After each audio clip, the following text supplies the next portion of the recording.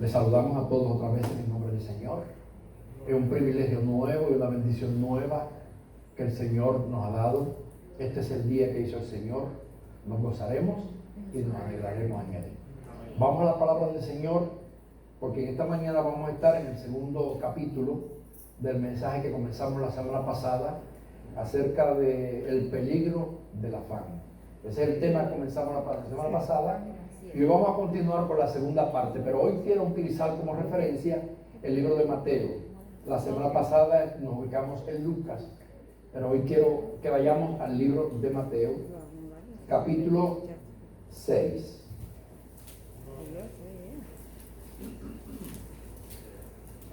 Mateo capítulo 6.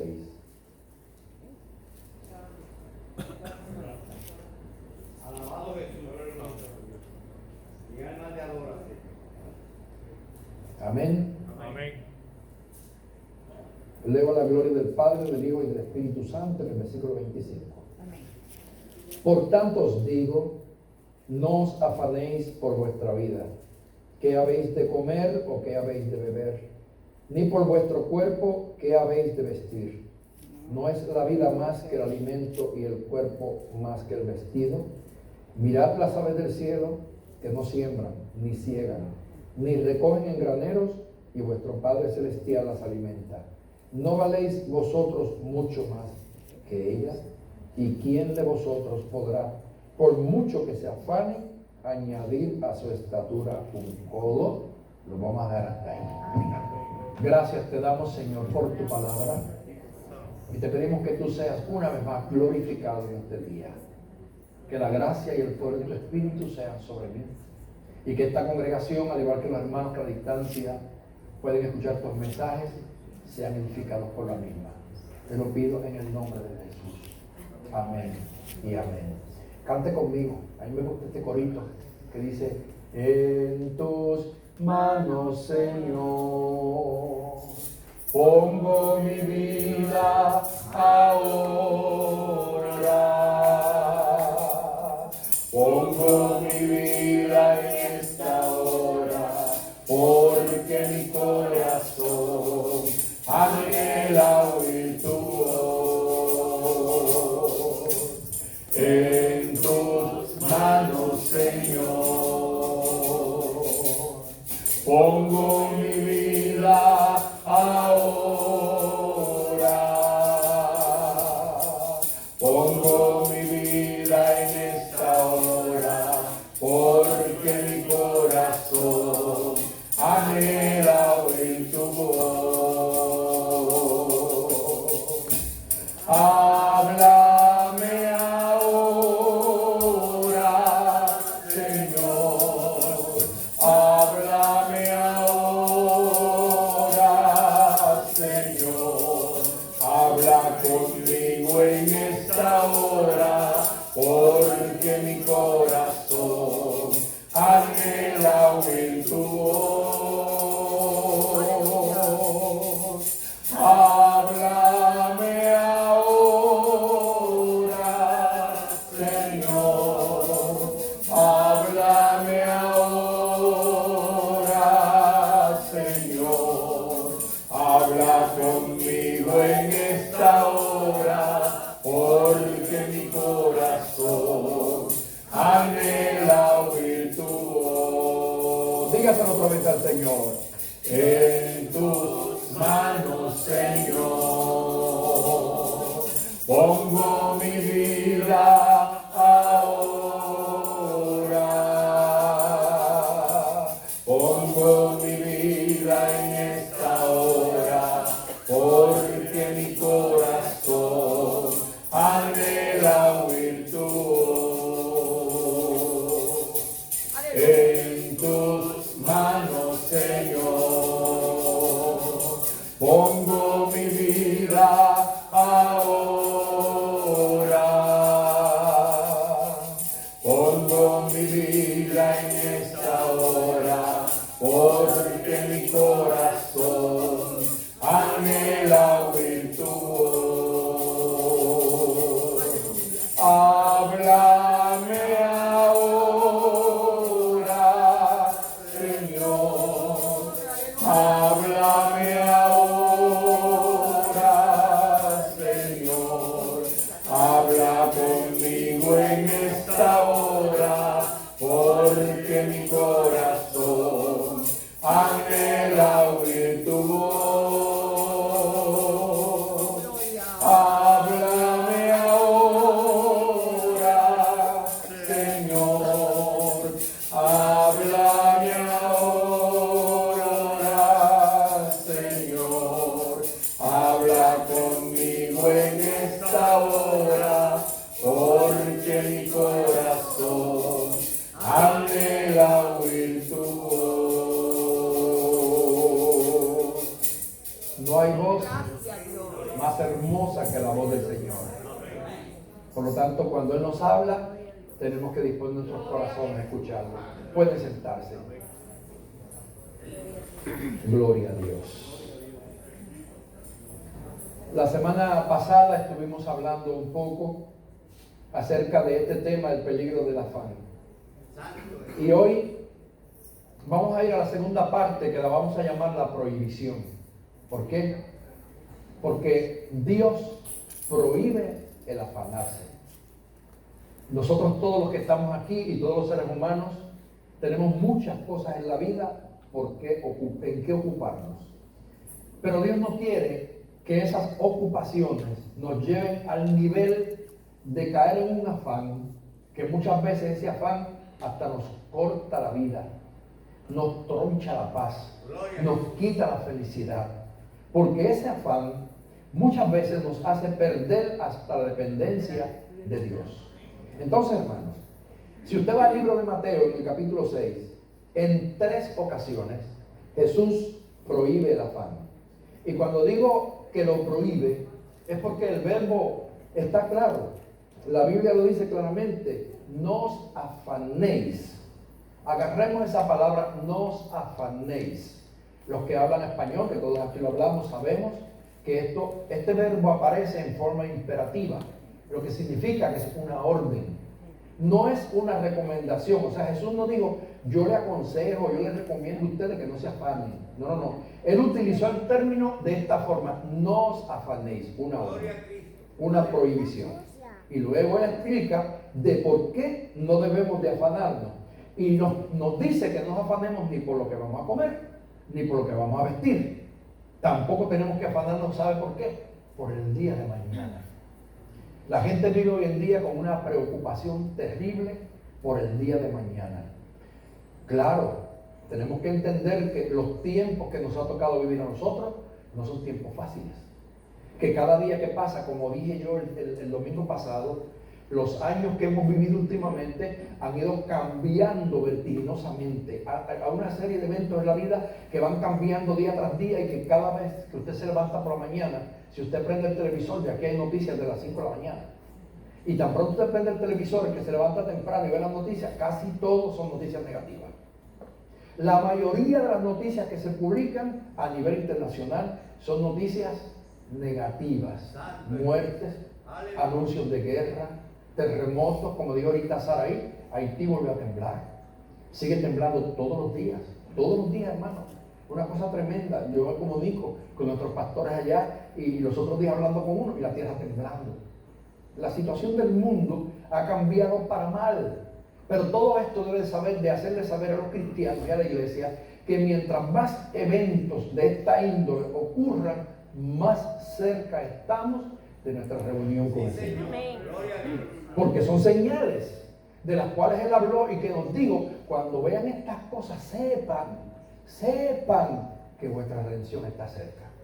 Entonces, cuando Él habla claramente y dice aquí: no os afanéis, lo prohíbe 3 veces. Lo prohíbe en el versículo 25, lo prohíbe en el versículo 31 y lo prohíbe en el versículo 34. 3 veces en el mismo capítulo Él habla acerca de prohibir este afán, que muchas veces hace que nosotros caigamos en la zozobra, en esa desesperación que nos quita el sueño. Mire, nosotros cuando nos afanamos, estamos entonces entendiendo que le estamos sirviendo a un Dios insuficiente.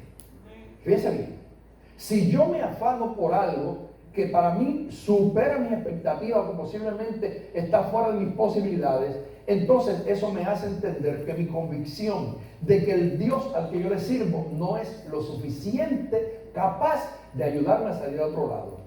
Y usted dirá, pastor, no es así porque es que soy humano. Claro que sí, somos humanos, pero nuestra humanidad tiene que estar sometida a la divinidad de Dios. Nuestra humanidad tiene que saber que Dios creó al hombre y que si Dios nos creó, Él sabe de qué cosas nosotros tenemos necesidades. Eso es algo increíble. Cuando Dios nos presenta la naturaleza, y aquí Él usa el ejemplo de las aves, y dice, mire, ellas no siembran, ellas no ciegan. Ciegan significa cosechar. La siega es la cosecha. Ellas no siembran y no cosechan. Nosotros para comer, ¿qué hacemos? Sembramos para poder cosechar. Amén. Sin embargo, las aves no siembran. Yo todavía no he visto por ahí una cotorra, una paloma o una tortorita haciendo un hoyo y sembrando una semilla para que le dé fruto. No, al contrario. Ellas vienen y buscan y buscan y buscan y van comiendo. No siembran, no ciegan. Y escuche bien lo que dice, ni recogen en graneros, porque todo el que cosecha siempre tiene un depósito para guardar lo que cosecha. Amén. Y esto pues Jesús usa más bien este término porque allá en el área donde Jesús vivía, donde desarrolló su ministerio, existía esto. Por ejemplo, usted se va a Haití. En Haití hay como unas casitas que hacen en los campos, detrás de la casa, que se llaman galatá. En el galatá, ¿qué es lo que hacen? Que todo ese maíz que ellos cosechan, lo ponen, esas mazorcas las amarran todas en grupo, y el millo, que en otros países se llama sorgo, eso lo amarran y lo ponen ahí a secar.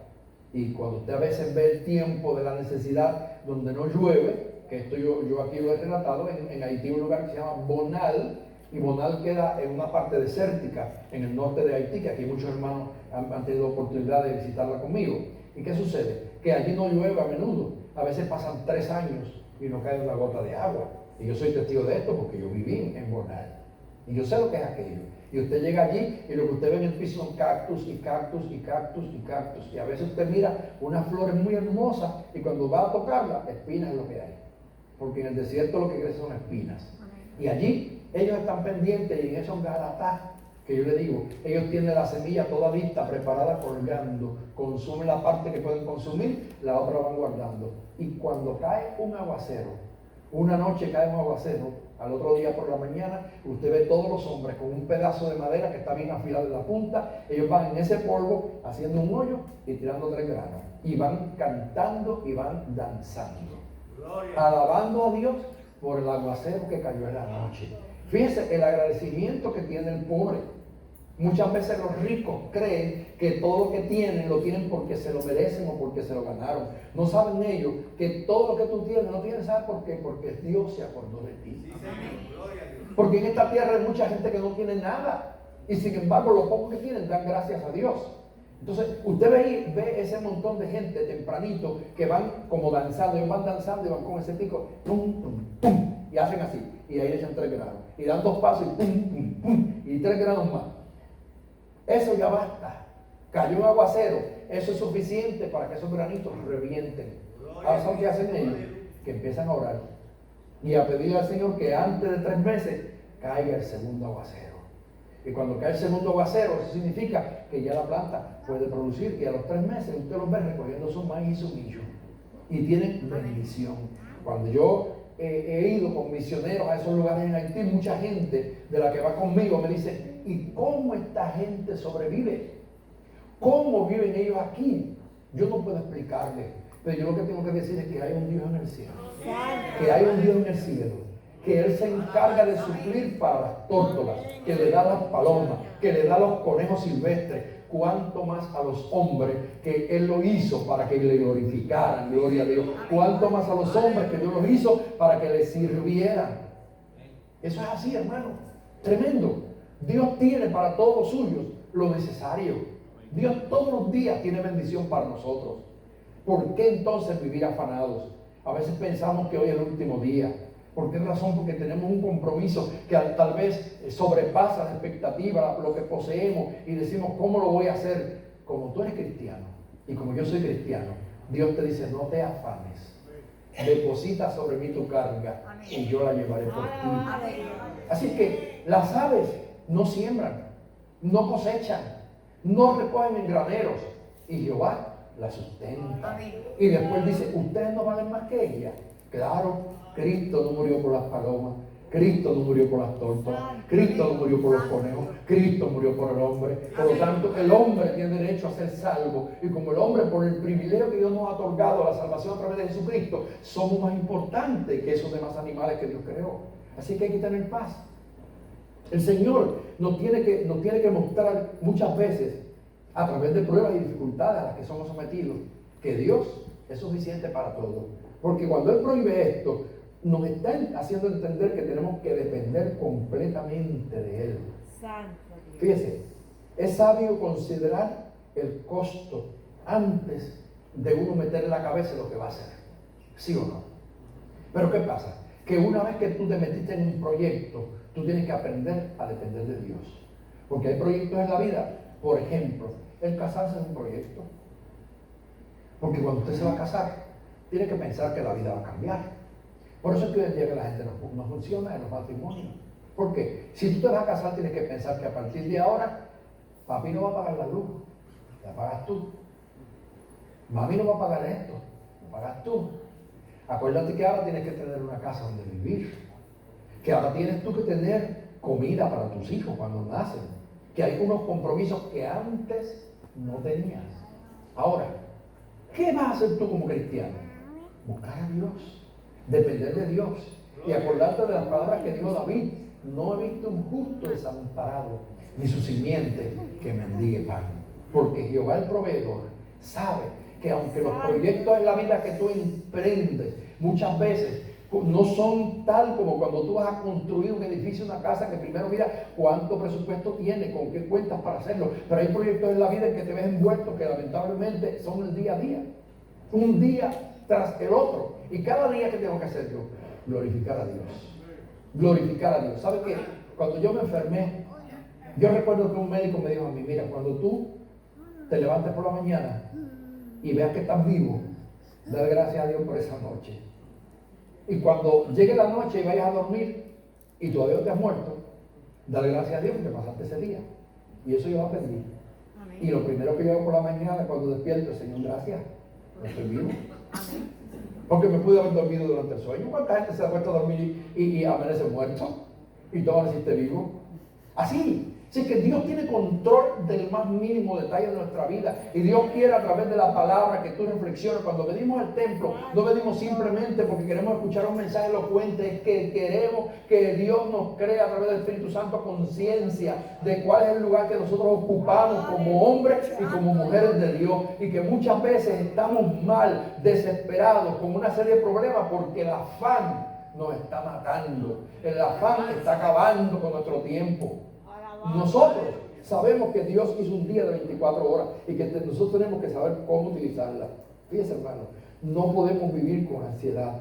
Dios lo prohíbe directamente para que nosotros estemos tranquilos, reposando en Él. Dios nos da muchas razones para nosotros obedecer a esta prohibición. Número uno, es necesario que los hijos de Dios entiendan que no tienen a un padre cualquiera, que tienen a Dios como padre. Amén. ¿Cuántos saben eso? Amén.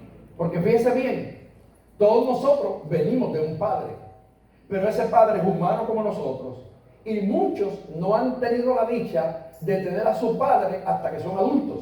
Hay muchos que el padre se ha ido antes de que ellos sean adultos, porque ha muerto o porque lo ha dejado.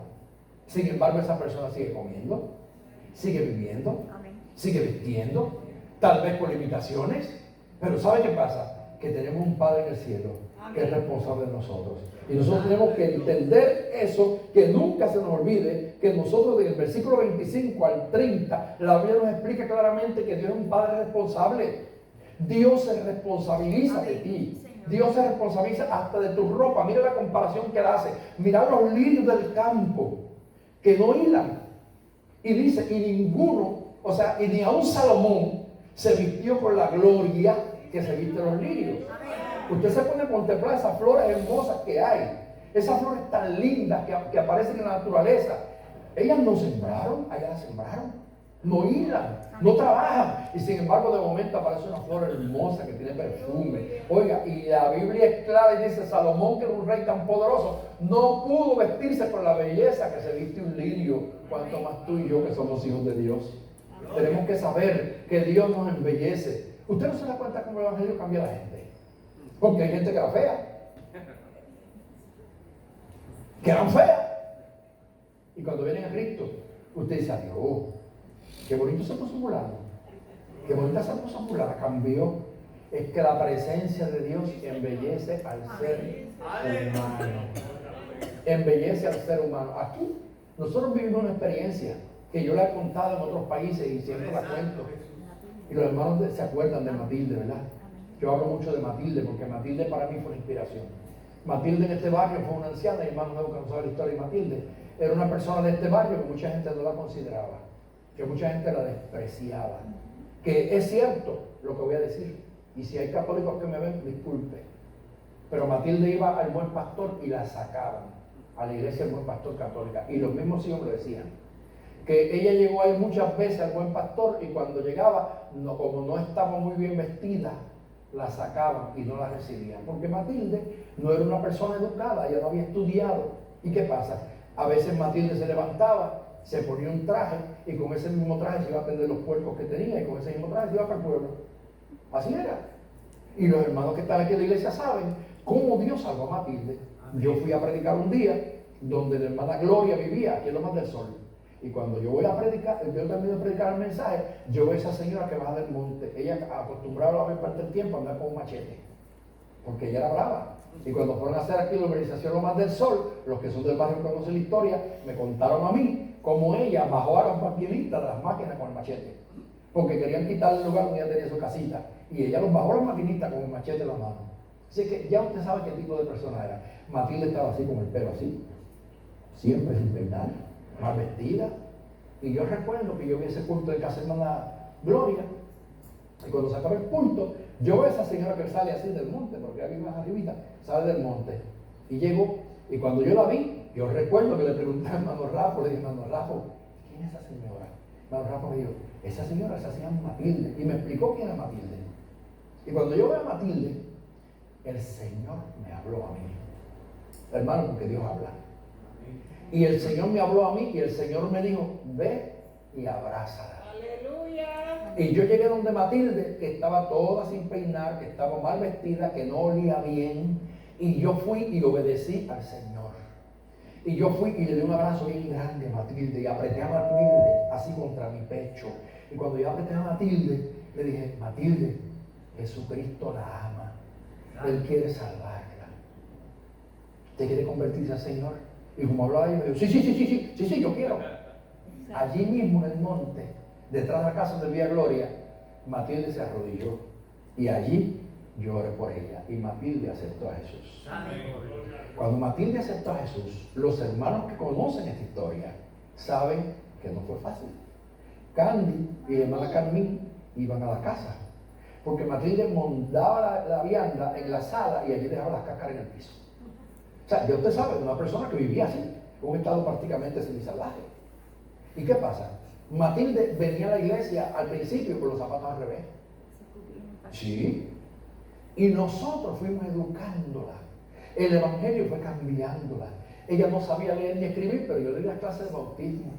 Y durante las clases de bautismo le fui, en su vocabulario humilde y sencillo, le fui haciendo entender lo que había pasado en su vida, lo que era Jesucristo. Gloria a Dios. En el templito viejo que teníamos aquí, yo me acuerdo, hermano, que Matilde llegaba y se escupía en el piso. ¿Se acuerda de eso? Se escupía en el piso y después levantaba el traje y con el traje se limpiaba la boca. Así era. Y cuando se acababa el culto, al primero que ella venía a ver era a mí, porque me daba un montón de besos. ¿Y qué tenía que hacer yo? Recibir los besos de Matilde.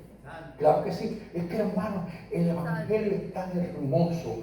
Yo siempre digo, si hoy en día los líderes, los pastores, los predicadores que hablan del evangelio se retrataran en la humildad de Jesús, qué diferente fuera el mundo, qué diferente fuera la iglesia, porque hoy en día hay un montón de gente prepotente que se creen que son Salomones y se han olvidado que Salomón con toda su gracia no pudo igualar a la belleza de un lirio. Y Dios quiere que aprendamos la sencillez. Entonces, hermano, yo lo abrazaba, yo besaba a Matilde y yo me encargaba. Yo tenía un Nissan nuevecito del 1983 y yo iba a buscar a Matilde todas las noches a traerla al culto allá arriba donde Matilde vivía. Y de momento, después que Matilde se bautizó en las aguas, Matilde perseveró con nosotros 9 meses aquí en el templo.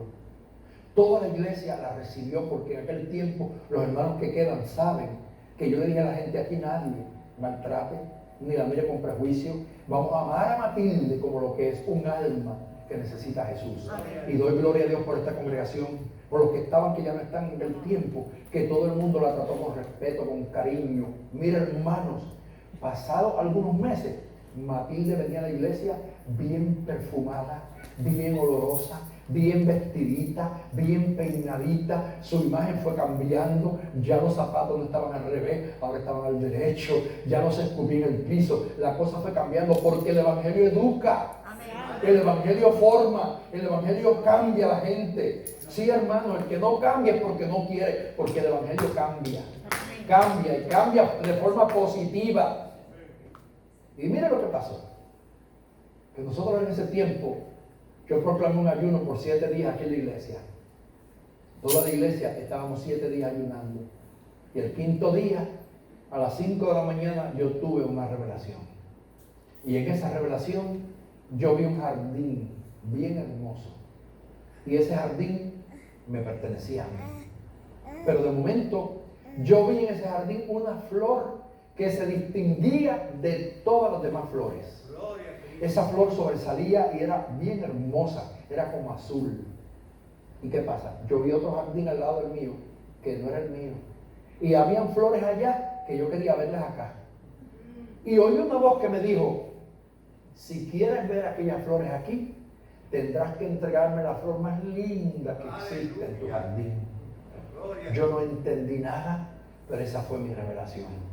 Cuando llegué a la iglesia, recuerdo, eso fue viernes, cuando llegué a la iglesia dije: hermanos, yo tuve una revelación que no la entiendo, pero la interpretación que yo le puedo dar es como que se trata de muerte, como que Dios está pidiéndome que alguien de esta iglesia se va.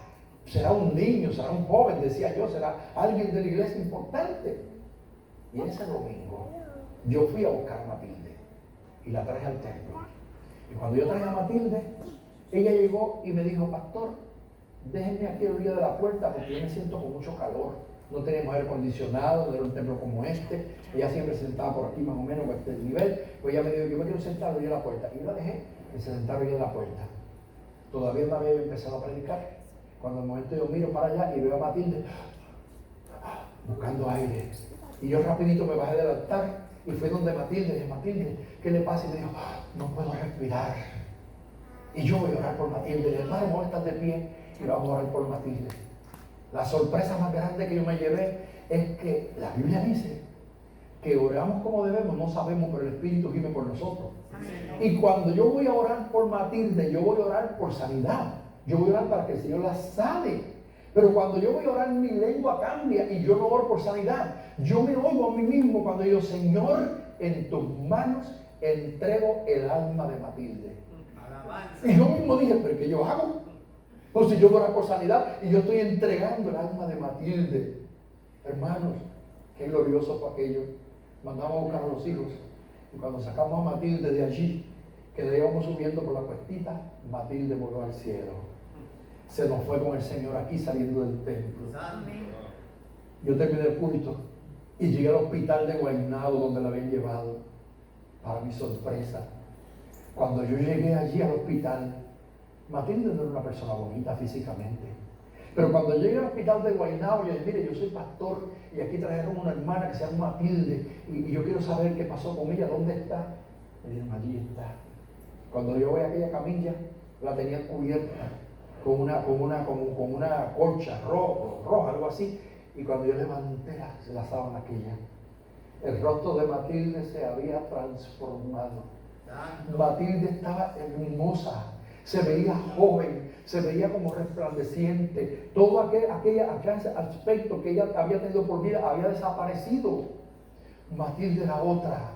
Y yo dije, maravilloso el Señor. Alabado Dios. Dios cambia los suyos en rosas hermosas, en lirios hermosos. Amén. Oiga, ¿sabe qué pasó? Ella no tenía casa donde pudieron hacer un velorio, porque lo que vivieron un ranchito. Y yo puse el templo a disposición. Y fue la primera persona que velamos el templito aquel chiquito. Amén. ¿Se acuerdan, hermano? Amén. Velamos a Matilde aquí en el templo. Cuando la gente venía, se quedaba mirando y decía, pero esa no es Matilde. Esa no es Matilde, porque su aspecto totalmente había cambiado, hermanos. Y cuando dimos el culto, ¿qué pasó? Llegaron al templo muchos de los enemigos de la iglesia, muchos de los que me habían llevado 17 veces a los tribunales, que no querían saber de la iglesia. Y cuando estaban sentados ahí, a mí me tocó predicar la palabra, y el Señor me dijo, ¿querían ver las flores del otro jardín aquí? Me llevé la más bonita de mi jardín. Me entregaste la flor más bonita de mi jardín para que puedas ahora hablarle a esas flores hermosas que no le quieren morir. Y aquel día yo denuncié ante la presencia de Dios a todos aquellos que no querían saber de la iglesia. Le hicimos un entierro. ¿Cuántos se acuerdan, hermanos, que estaban aquí? Nosotros hicimos un entierro a Matilde de altura. Amén. Desfilamos por el centro de Mar del Sol, la organización. Y yo iba al frente, después del fúnebre, yo iba detrás. Y ahí van todos los miembros de la iglesia en los carros. Y enterramos a Matilde con honores, como se merecía una sierva de Dios, que por 9 meses de su vida se había convertido en un lirio, en una rosa en la casa Amén. del Señor. Aleluya. Que el mundo la despreció, que el mundo no la quería, pero que Dios la quiso. Amén. Hermano, y cuando regresamos del entierro, yo subía por Loma del Sol y había un amigo que tenía un bar y me mandó a parar. Y cuando me mandó a parar, yo entré al bar y él me dijo, pastor, lo estoy llamando para darle las gracias, porque mire, yo soy nacido en este barrio, criado en este barrio, y lo que ustedes hicieron con Matilde ha cambiado mi corazón. Yo dije, ¿por qué? Me dijo, porque yo soy testigo de cuántas veces en la iglesia que yo voy, a Matilde la sacaban porque no leía bien y no la dejaban entrar. Y ustedes, los cristianos evangélicos, le hicieron un entierro a Matilde como si fuera una mujer de honra en este barrio. Y eso me ha trabajado más a mí que todos los mensajes que he escuchado allá en la otra iglesia. Ese es el evangelio. Ese es el evangelio que yo predico esta mañana. Hermanos, ¿de qué le vale a la gente tener tanto afán? ¿De qué va a la gente luchar por tanta riqueza cuando verdaderamente su alma está fea? Porque el que no está en Dios, su alma está fea. A veces criticamos al que tiene arrugas físicas. Hay que ver los que están arrugados del alma. Alguien dijo los otros días un proverbio, ¿verdad? Como un chiste, que a mí me hizo reír porque alguien vio a una persona vieja y dijo, ese tiene más arrugas que un árbol tamarindo. Y yo dije, ¿por qué dijo eso? Y después cuando miré el árbol tamarindo, míralo bien para que usted vea. No hay algo que tenga más arrugas que el tamarindo. Eso es arruga por las 4 esquinas. Hasta las ramas nuevas son arrugadas. Pues mire, hay gente que verdaderamente el afán de esta vida los ha hecho olvidarse de que hay un más allá, de que hay un otro mundo, de que hay un cielo que ganar y un infierno del cual escapar, de que hay que afanarse no por esta vida, sino por aquella, porque todo lo que tenemos aquí es temporal. Tu casa es temporal, tu carro es temporal, tu dinero es temporal. Tu cuerpo, que es tu templo, es temporal y lo único que es eterno es tu alma.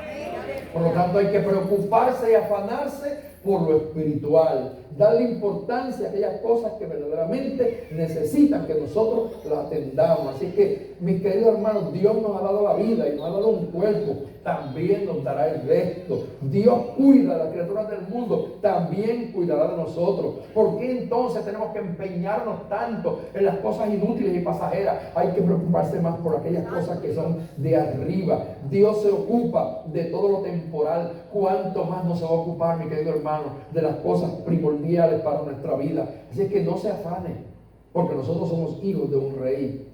No se preocupe, porque eso es infructuoso. Por más que tú te preocupes y yo me preocupe, ¿qué dice ahí la Biblia? Por más que se afanen ustedes, no podrán añadirle a su estatura un codo. Aquí hay gente bajita y quisieran ser altos. ¿Sí? No va a mirar a nadie. Hay gente de poca estatura y les gustaría tener por lo menos 6 pies. Y hay gente que tiene 6'4" y se quejan porque están jorobados. Porque el peso los dobla, los hace bajarse. El ser humano nunca está contento. Así que en eso el Señor nos da un ejemplo. Por más que tú te afanes, Dios te da la estatura que te conviene. Amén. Aleluya. Y algunos van perdiendo con los años, ¿verdad? ¿Verdad, Candy? Pues Candy medía 5 pies, ahora mide 4'10". La escoliosis le ha virado la espina dorsal y ha perdido 2 pulgadas. Pero gloria a Dios que tiene vida. Gloria a Dios que está aquí. Gloria a Dios que tú estás aquí en el día de hoy. No te preocupes tanto porque no mides 6 pies. No te preocupes tanto, mi querido hermano, porque tú no tienes una figura esbelta. Preocúpate porque tienes una morada en el cielo. Amén. Y que allá en el cielo tendrás un nombre nuevo. Y que allá en el cielo tendrás un cuerpo transformado. Y que allá en el cielo tendrás vida eterna. Y que allá en el cielo tendrás riquezas de gloria. Así que Dios quiere en el día de hoy que los cristianos aprendamos a vivir sin ese afán de lo temporal. De lo temporal. Mire, yo esta mañana estaba meditando cuando desperté en mi cama. Porque a veces uno peca involuntariamente. A veces lo hacemos nosotros los padres con nuestros hijos. ¿Cómo? Yo mismo, por ejemplo, ahora que soy un pastor viejo, porque yo empecé un pastor joven, cuando yo empecé un pastor yo tenía 21 años nada más, y hoy ya tengo 66 años. Pero ¿sabe qué pasa? Que en aquel tiempo yo me afanaba tanto y tanto por el ministerio, que hoy en día le pido perdón a mis hijos, porque en eso yo fallé, en muchas cosas fallé, porque para mí todo era la iglesia, para mí todo era Haití, para mí todo era el ministerio, y muchas veces yo sé que mis hijos me necesitaron y yo no estuve presente. Yo siempre traté de que los días especiales, sus cumpleaños, sus graduaciones, yo nunca falté. En todos los días especiales yo estuve presente, pero yo sé que había ocasiones, hermanos, que me tenía que ir de casa porque alguien me llamó. ¿Sabe cuántas veces yo tuve que dejar mi familia sola? Porque alguien a las 2 de la mañana me llamaba, porque alguien estaba endemoniado para que yo fuera a reprender un demonio. Y eso es verdad, yo lo viví. Y yo me tenía que levantar de casa y dejar Candy sola con los hijos y arrancar para allá, para Río Piedra, para donde fuera que me mandaron a buscar. Mire que hay una persona endemoniada. Y yo iba, lo hacía con gusto. Pero muchas veces no me daba cuenta que mis hijos me extrañaban, que le hacía falta. Que muchas veces también hasta tenían miedo a la oscuridad de la noche, pero yo no estaba. Y no es que uno no lo haga como ministro. Lo que pasa es que tenemos que aprender a balancear nuestro tiempo. A veces pasa el tiempo y el pasado nadie lo vuelve atrás, porque el pasado es historia. Ahora ya mis hijos están mayores y ¿saben? Cada vez que sueño que son niños. Yo nunca sueño que mis hijos son adultos. En todos los sueños que tengo de noche siempre sueño que mis hijos son niños, que yo estoy jugando con ellos y que los estoy abrazando y que los estoy besando. ¿Sabe qué pasa? Que aunque yo siempre fui un padre bien afectivo, porque eso es verdad, yo soy una persona muy afectiva, yo a todo el mundo lo abrazo, a todo el mundo lo beso, eso está en mí.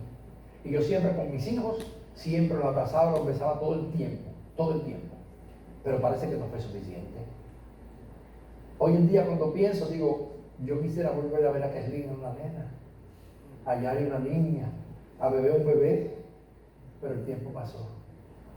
El tiempo ya no hay que lo haga volver atrás. Hoy en día los que están aquí, que están más jóvenes, aprovecha el tiempo. A veces el afán hace que tú descuides a tus padres. Tus papás a veces están solos en la casa, pero tú estás tan ocupado que te preocupas más por las amistades, por el trabajo, por la reunión de trabajo y se te olvida de que hay una viejita o que hay un viejito en tu casa que un día de fiesta está solito y que tú estás bien contento supliéndole a otros mientras los tuyos están careciendo de tu presencia. Tal vez usted diga hoy, ¿por qué tiene que ver eso con el mensaje? Sí, estamos tan afanados en nuestros propios afanes en las cosas personales nuestras, que muchas veces descuidamos aquello que más vale. Mire, hoy aquí tenemos aquí a Mara Carmen, que tiene 85, ¿verdad? Mire, Carmencita tiene su propia casa y yo te felicito. Ella tiene su propia casa. Sin embargo, Carmencita sabe que ahora Mara Carmen la necesita más que nunca. ¿Y Carmencita qué ha hecho? Ha dejado su casa y se ha venido a cuidar a su mamá y estar con ella todo el tiempo. ¿Sabe qué? Disfrútala.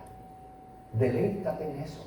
Porque el día que el Señor la llame a su presencia, tu conciencia va a estar en paz. Va a estar bien tranquila y decir, yo hice lo que tenía que hacer porque le di a mami lo que ella necesitaba cuando lo necesitaba.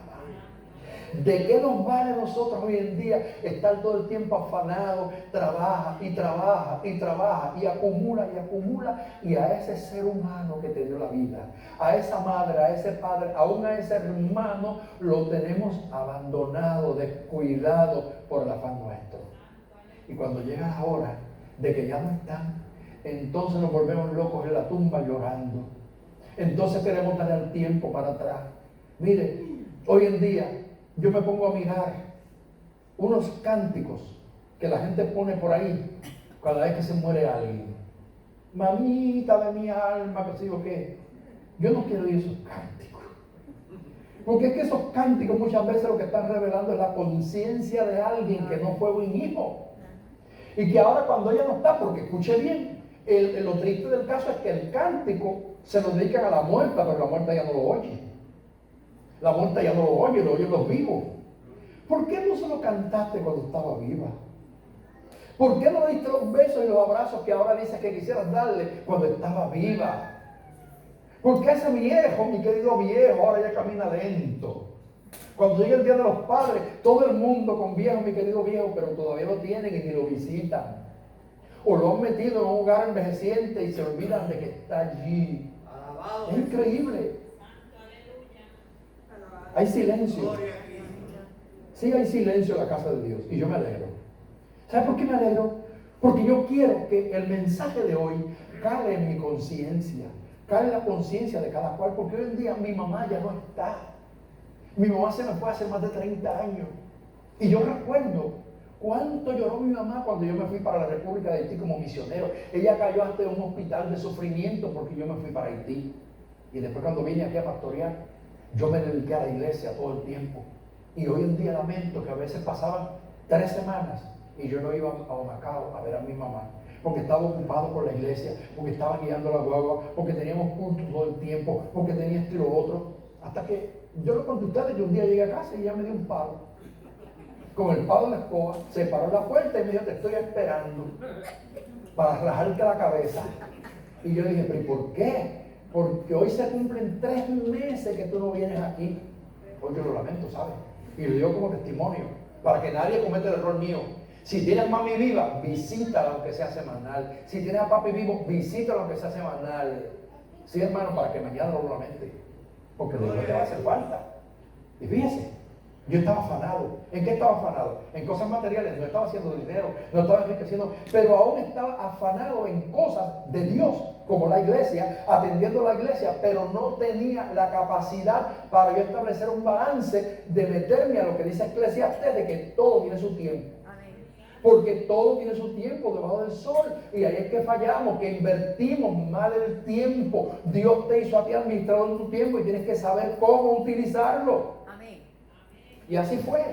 Y yo recuerdo que como yo era juguetón, y siempre soy juguetón, mi cuñado Mario me dice Agustín Torres. Porque mi papá siempre estaba jugando de mano con la gente, haciéndole cosquillas, dando las orejas. Y eso que yo lo tengo en mí, yo no lo puedo dejar. Y hay gente que dice, no seas así, pero es que yo lo puedo ser, porque si yo no soy así, no soy yo. Porque así yo soy. A mí me gusta jugar de mano con la gente, claro, sin faltar de respeto. A mí me gusta coger la oreja a la gente a dársela. Sí, yo soy así, y eso soy yo. Toda mi vida he sido así, no hay que me cambie. Porque cuando trato de ser así, yo no soy de así. Entonces, ¿qué pasó? Que mi mamá era una mujer de mucho carácter, pero yo llegó un momento en que, por el respeto que ella me tenía, pues yo me atrevía a jugar de mano con ella. Los demás se atrevían, pero yo me atrevía a jugar de mano con ella. Y llegué ese día a casa y cuando yo vi que tenía el palo, yo corrí primero Y fui, la agarré y la apreté bien duro y empecé a hacerle cosquillas y cosquillas y le hice reír y reír y reír. Tremendo, qué alegría, ¿verdad? Hasta que la solté. Cuando la solté, agarró el palo y me dio con el palo por la cabeza. Sí, hermano, me hizo un chichón aquí. Y cuando me dio el palo a la cabeza, le dije, mami, yo soy ungido de Jehová. No levantaba contra el ungido de Jehová. ¿Y qué me dijo mami? Tú serás ungido de Jehová, pero Jehová no te parió, te parí yo. Así como yo fui la que te parí, yo te puedo agarrar la cabeza con este palo. Porque hace 3 meses que la gente de Guaynabo y que la gente de Haití son más importantes que yo. Y yo fui la que te parí. Usted sabe, hoy usted se ríe, yo me río. Y esta es una anécdota de mi vida, y es la realidad. A mí me gusta predicar el evangelio así, desnudo, usted sabe, decir cómo son las cosas tal como son. Porque a veces acá en el altar, oiga, aquí en el altar, qué elocuentes somos. Pero en la vida práctica, ¿cuánto hemos fallado? Jesús prohíbe el afán. Jesús lo prohibió 3 veces en ese capítulo. No te afanes tanto por estas cosas que son temporales y que se van a acabar, que por más que tú luches, no lograrás llegar más allá de lo que está establecido para ti. No vas a poder crecer ni una pulgada más. No vas a poder añadirle, no, porque es que ya está establecido hasta dónde tú vas a vivir, hasta dónde tú vas a crecer, punto. Nadie ha podido obligar a su cuerpo a decir, crece, que estoy muy chiquito. No. Y a veces cuando forzamos las cosas, después lo lamentamos. Porque yo era flaco como un esqueleto. Y yo recuerdo que yo pesaba 100 libras a los 20 años. ¿Y sabe qué hice? Yo me acuerdo que yo cambié el plato. Porque yo comía un plato chiquito y comía un poquito. Y le dije a mami, yo voy a comer ahora una nadita. ¿Te acuerdas que era una nadita? Y yo dije, como en ladita yo no sé cuánto tengo, y el plato veía la cantidad de ladita, pues si le ayudaba mucho, no sabía si había mucho o poco. Porque yo quería engordar. Y me puse a beber que vitaminas y vitaminas y vitaminas. Ajá. Y después, cuando pasaron los años, aquel flaco de 100 años se vio con 240 libras encima que no podía casi ni respirar. ¿Dónde está la ladita ahora para botarla? Ahora no quería saber de las vitaminas que me dieron apetito. ¿Por qué? Porque nosotros nos afanamos por cosas que no tienen importancia, hermano. No te afanes por tu cuerpo, no te afanes por tu vida, no te afanes por tu carro, no te afanes por tu ropa. Inquiétate, claro, ocúpate de lo importante, pero no permitas que ese afán te lleve a la ansiedad de perder el contacto con lo verdadero, que es lo eterno, que es la presencia de Dios, que es la vida eterna. En este día, hermano, no te afanes. No permitas que el afán te controle, no permitas que el afán te domine, no. Damos gloria a Dios porque todavía nosotros conocemos el Evangelio. Pero fíjese, antes de terminar, quiero citarle algo que tengo escrito aquí. Mire, cuando nosotros vamos a la parte práctica de esto, nosotros entonces entendemos, cuando nos afanamos tanto, que nos falta la voluntad de confiar en las promesas divinas. Cuando nosotros nos afanamos tanto, estamos teniendo un sentimiento de falta de mérito de tener mis necesidades principales, porque Dios te las prometió. Y cuando nosotros nos afanamos tanto, indica la falta de sometimiento a la voluntad de Dios. Porque Dios tiene todo bajo control. Amén. Grábese esto, Dios tiene todo bajo control. Amén. Así que en el día de hoy, que Dios les bendiga a todos. Les dejo con estas palabras. Permita el Señor que este mensaje haya llegado al corazón suyo, que llegue al corazón mío, y que el que cometió sus errores en la vida, como yo lo he cometido, usted se aliente con estas palabras y no las cometa. Aproveche el más mínimo tiempo que tiene para apapachar a aquellos que usted ama, para afanarse solamente por las cosas que necesitan ser importantes. Las que no, déjese en las manos de Dios. Dios te suplirá, Dios te sostendrá, Dios te ayudará, Dios te confortará. Que Dios te bendiga el día de hoy, que Dios te guarde. Que la gracia del Señor Jesucristo sea con todos ustedes. Amén. Damos gracias al Señor.